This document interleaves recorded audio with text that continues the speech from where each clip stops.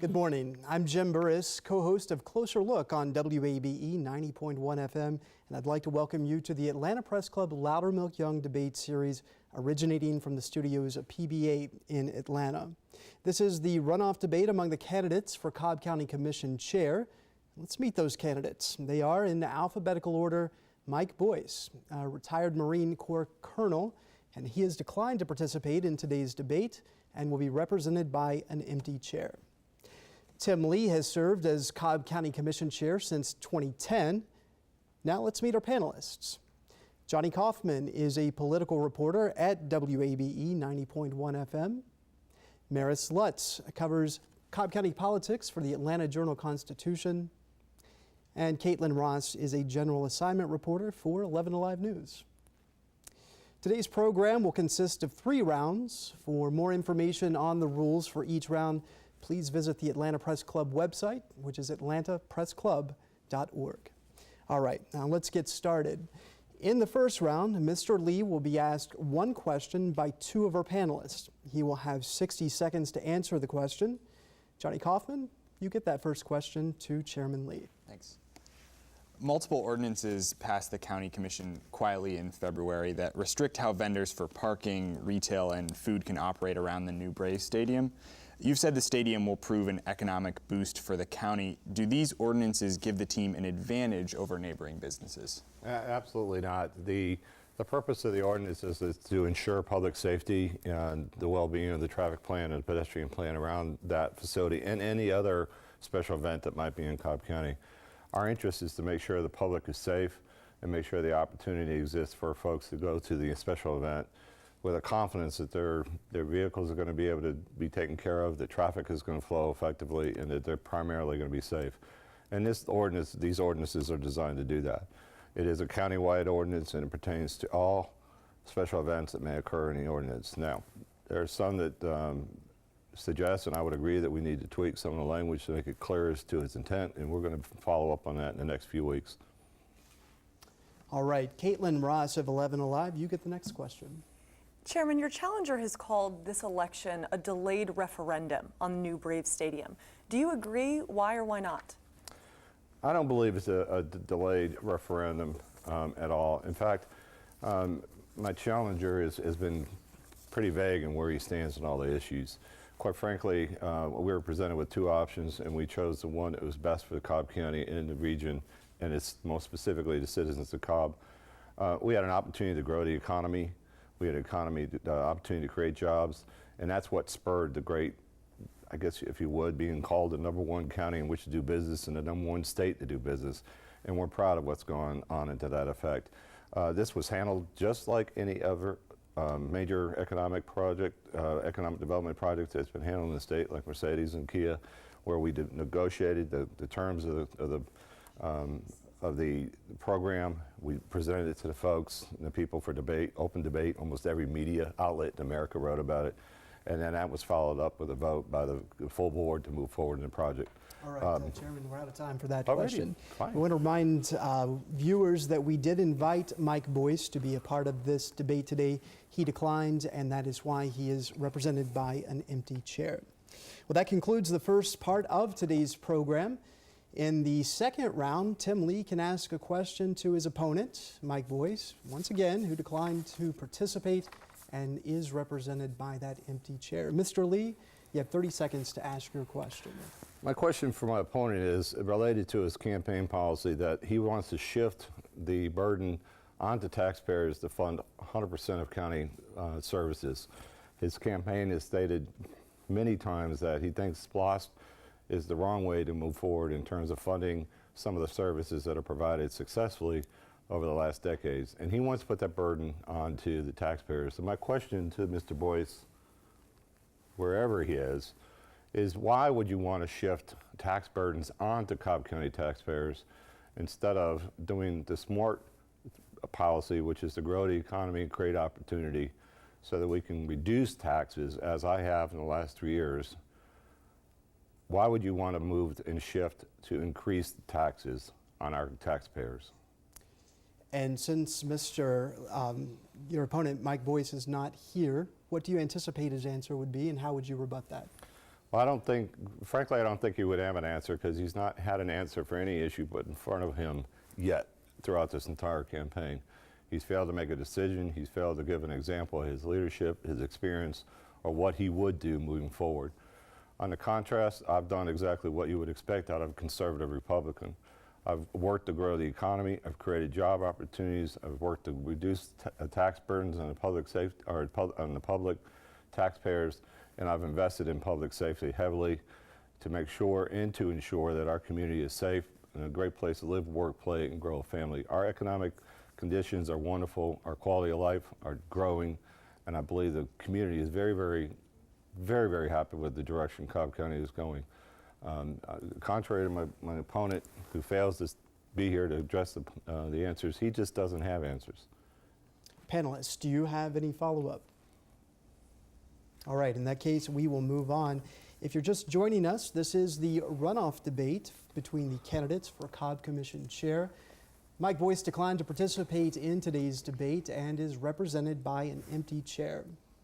We will now go to our third and final round. In each of this round, the panelists will ask one question to Mr. Lee until we run out of time. And Maris Lutz, you get the first question. Chairman Lee, you've criticized Mike Boyce for skipping today's debate. 4 years ago, you skipped your runoff debate against Bill Byrne. Are you right today, or were you right 4 years ago? I was right both times, quite frankly. Today, the circumstances today are quite different, and to continuously look back is not the way to go. I'm a candidate that looks forward. I look forward to where Cobb County is going. We are the #1 county to do business in the state of Georgia. Our economy is growing. We are cutting taxes. We are increasing our public safety sector more significantly than has been done in the past. And we're creating an environment where people can work, live, play, and grow a wonderful family. And it's a place to be, is in Cobb County. Johnny Kaufman, you may now ask a question of the chairman. I want to go back to the ordinances that we discussed at the beginning. Sure. They already passed, and you mentioned that they needed to be tweaked, but who's responsible to communicate the effect of these ordinances when they originally passed in February? There wasn't much talk about them now, or then. They seem to have a big impact potentially. We're going to tweak them. So who's responsible to communicate that to the public? Well, I think there's a joint responsibility between the Cobb County, making sure the information is available, and the public to be mindful of what's going on in its government. And this followed the same process that's been used for years, where we review and we bring forward recommendations for code amendments every January. It follows a 6 to 7 week process, and everyone interested has an opportunity to sign up for an email to be notified of what those are. They're on our website. So we've gone a long way to make sure that people are aware of what's there. And we've gone a long way to make sure that the people understand what's in there. The fact that you mentioned earlier that it was without fanfare is that although I've got a lot of comments and a lot of suggestions back, none were made at that time about that particular ordinance except for one, which we addressed. Cobb County is always open for business, is always open for private property rights, and we want to ensure that we're doing the best we can. And if we need to tweak a few ordinances to make sure the communication is clearer, then we're all in. Caitlin Ross, it's your time to ask a question. Chairman, given the recent fatal police shootings in Minnesota and Louisiana, and then the murder of 5 police officers in Texas, what role do you think county government plays in keeping the peace or finding solutions? I think the role of the government is to constantly be looking ways to improve its way it protects the citizens. That's one of our top responsibilities, to make sure the entire community feels safe. Not just am I safe, but feel safe wherever they go. And in doing so, processes and procedures and the way we interact with the community has to continuously be tweaked to make sure that we're doing the best we possibly can from both sides. And we've done that. Last December, I brought forward an agenda item which was passed unanimously by the board to bring in an outside resource, an independent resource, to review every aspect of our policing policies and practices and to ensure that we're doing the best we possibly can. But that will be a small benchmark. We'll need to continue to outreach, have conversations.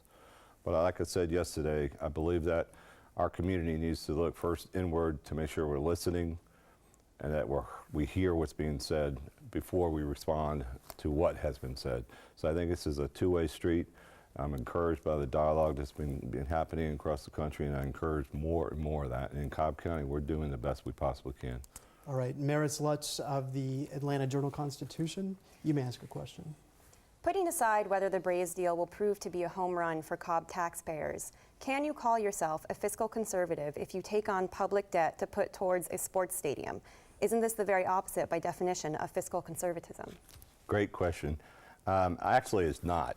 This is what has to be pointed out is the Braves Stadium was not in by itself. There was the joint, what was called Atlanta Battery now as part of that project. So this is an entire project that we are committed to. And in actuality, when we went forward in this project, we wanted to make certain that our investment in this project would be one that generated a return that'd be beneficial to all Cobb County taxpayers. We negotiated the best deal that has ever been accomplished in a public-private partnership for any kind of major sports arena. The taxpayers are protected. We're going to be able to keep taxes low, and this is a catalyst project for everything else that's going on and the success that we're currently experiencing. Johnny Kaufman, your time to ask a question. You just spoke about how the stadium and the surrounding development could prove an economic boost for the county. That's something that you've been running on. But most economists who watch these kind of stadium deals say that's simply overblown, that that's not the case, that these stadium deals have that kind of economic boost. What evidence do you have that there will be an economic benefit to the county? The evidence, well, first of all, the premise that we're talking about the stadium. Again, I want to emphasize that this is a stadium and a mixed-use project collectively together. And with that collective project, you've already seen early the net effect. In fact, that we have the highest tax digest we have the lowest tax rates we've ever had. I think we're right exactly where we need to be in terms of our investment to make sure there was a return on it. The economists have looked at other stadium-only deals. I did, back before the project was announced, we did an economic impact study that's recently been revised, and it indicates that every revenue sector, every revenue stream that we've identified is performing already better than we expected. My opponent wanted to walk away and eliminate and just avoid and say no to the greatest economic development project in Cobb County that's existed in the last few decades. And we want to take a moment to remind viewers who just may now be tuning in that we did invite Mike Boyce to be part of this debate. He declined and therefore is represented by an empty chair. Caitlin Ross of 11 Alive, let's go to you for the next question. Given the fact that your challenger declined to participate in this debate, what do you think the similarities are between the two of you? And then what are the differences? I think the similarities are that we're both aging males, and it stops there. The differences are clear. I have experience with leadership. I have experience with growing the economy. I have experience with cutting taxes. I have a plan. The plan is put in place, and we're working. I've made hard decisions when they're necessary. I've taken stands when they're necessary. I've provided the information that the community has asked for when it's necessary. My opponent has been evasive, unclear, missing in action, and has yet to make a stand on any issue, has yet to answer any question with clarity, and he basically works on a campaign of what ifs, and quite frankly, false premise concerning what could have or couldn't have been done. I'm about direction, I'm about specifics, and I'm about action that's best for Cobb County. I want to take a moment to ask a question, Chairman Lee. We've talked a lot during this debate, pretty much primarily about the Braves Stadium. Related to that, the County Commission has a lot of other business it attends to on a regular basis, but still much of the media focus remains on the Braves Stadium. How do you assess local media coverage of Cobb County? I think there is one local newspaper that's taken the road of providing misinformation, and that's made it difficult to get the truth out. Can you name that newspaper? Yeah, it's the Atlanta Journal-Constitution. And putting that aside, we have a wonderful track record in our community. We have a track record of growing the economy, creating jobs. This project will create $120 million for the school system over the next 10 years. We've been able to cut taxes and enhance our public safety.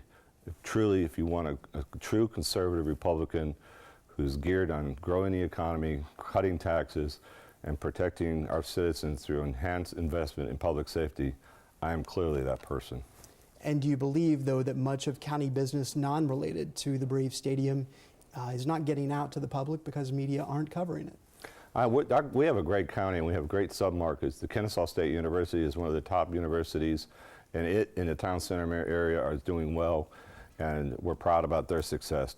The South Cobb Six Flags area is another submarket that we're making great strides in, and in fact we got a significant investment in that community, and that too is one that I'm proud of, that we're growing the economy and creating jobs there as well. And recently, in cooperation with the city of Marietta, we've been able to come up with a third CID within our community. We've created over 20,000, we've created or retained 20,000 jobs over the last 5 years, and we're proud of that record. And we think this because of the performance of the entire county, not just what the future might have because of the Braves organization. All that being said, though, the question was, how do you assess media coverage of Cobb County non-related to the Brave Stadium? I think the Marietta Daily Journal has done a great job of covering all the issues across the county. I think the Atlanta papers have focused primarily on the Cumberland submarket. All right, we now go to, let's go to Caitlin Ross. You get the next question. Well, given the question that you just asked, I think it's an interesting follow-up. What role do you think press plays in society, and do you support a robust discussion between elected officials and members of the media? Absolutely. Boy, robust is the operative word there, and absolutely. It's important that the community know everything that the government is going on, but that's a two-way street. It's a responsibility for the community to be to get engaged with what's happening and be part of the conversation. It's important for the government, which I support, having open engagement with the community as well. I think the role of media is to bring to light for those folks that have very busy lives that there are issues that need to be addressed and looked at, and I encourage that robust discussion all the time. She has a follow-up. Yes, I'm sorry, go ahead. Well, you had mentioned misinformation that you felt was put out there by the media. What misinformation specifically are you talking about? Well, for instance, this whole issue about the parking ordinance. We sat down with a reporter and it was very clear that what the intent of the ordinance was and that we encourage public or private businesses to sell, and there was a path towards a permit for everyone that wanted to sell parking. And we had that conversation before. And it was reported the complete opposite, as if that conversation never occurred. So, that's behind us. I really want to talk about moving forward. And I think we need to continue to have open dialogue with the community, with the press, to make sure that citizens have all the information available, even the stuff we want to talk about, and even the stuff I may not want to talk about. But I think that having a balanced view is the way to go, and I'm open to that anytime, anywhere. Maris Lutz of the Atlanta Journal-Constitution. Your next question. Many voters in Cobb are still angry that they were not allowed to vote on the Braves deal. You have said that this was impossible due to the nature of the public-private partnership. Did the Braves threaten to walk if you made the deal public? I wouldn't use the word threaten. And the Braves project is good for Cobb County because it's growing the economy, creating jobs, allowing us to keep the taxes down, and has allowed us to invest in public safety, and now we anticipate growing our investment in green space as well. The economic opportunity that was presented to us was a clear, had clear guidelines, just like every other economic project done in this great state of Georgia, where we negotiated the framework of the project, and then once that was at a point where it was ready to be presented to the public, we presented it to the public, had robust debate and conversation and coverage by the newspapers across and the media across the country, and eventually it was voted on by the community, or voted on by the Board of Commissioners to move forward with that program. Follow up? Yes, go ahead, follow up. During that vote, though, you had police officers lead people out of chambers who were opposed to the deal, and no dissenters were allotted time to speak at the meeting. Do you regret that, and did that decision hurt you? I disagree with your question. We had several meetings over several weeks of which people had an opportunity to express verbally and in person their opinion. Plus, we had obviously emails and phone calls and letters and things and more traditional written communication. Part of my responsibility and the responsibility of the board is to create a safe environment for everyone in that room. And occasionally decorum is not necessarily kept, and it was the police officers' decision that they felt that they needed to take the action they did to make sure that decorum and the safety of the entire group was held to the highest levels possible, and I believe that's what they did. Johnny Kaufman, you get the last question. I'm wondering why you think this race went to a runoff at all. It was a couple. Mr. Boyce was a couple thousand votes away from winning the race outright. I'm wondering why you think it went to a runoff. Well, Mr. Boyce, who's missing today, probably would have been there a good response, have a good response to that today also. But quite frankly, it was voter turnout. It was the lowest voter turnout we've had in Cobb County in a long, long time that everyone can remember. And I believe that was a combination of the timing being right at the end of school, and quite frankly, a lot of folks in Cobb County feeling good about the direction of Cobb, of a growing economy, tax being cut, $120 million being generated for the school system over 10 years, and public safety being a focus of this board.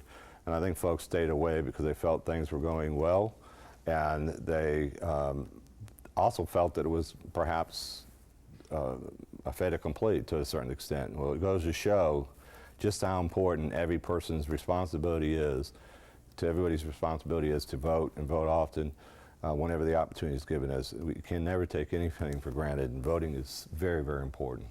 All right, well, that is all the time we have for our questions. Tim Lee will now have 60 seconds to present a closing statement. I want to, very appreciative of the panel and the folks here for providing this opportunity to answer some of the questions the media may have had that they felt may have been not answered, but we're grateful to have this opportunity to talk directly with the voters of Cobb County. This is an election about policy, and it's an election about what policy is good for Cobb County moving forward and what policy is geared towards moving things forward. I have the experience, and I have the leadership, and I have the track record to prove that I am the conservative Republican for Cobb County. I have reduced taxes. I have contributed to growing the economy. I have invested heavily in public safety to ensure that you, Cobb County residents, can have the best environment possible to grow a family, get a job, play at playgrounds, and have the best quality of life available to them. I believe that our decisions in the last few years have been great for Cobb County. I ask for your vote on July 26th. And we should again mention that we invited Mike Boyce to participate in today's debate, and he declined, has been represented by an empty chair. Well, that concludes our debate. We'd like to remind voters that the primary elections will be held on Tuesday, July 26th. Our thanks to Tim Lee and our panel of journalists. We'd also like to thank the Atlanta Press Club for arranging today's debate. For more information about the Atlanta Press Club and all of the runoff debates that they will host this primary election season, just visit atlantapressclub.org. I'm Jim Burris. Thanks for joining us for the Atlanta Press Club Loudermilk Young Debate Series.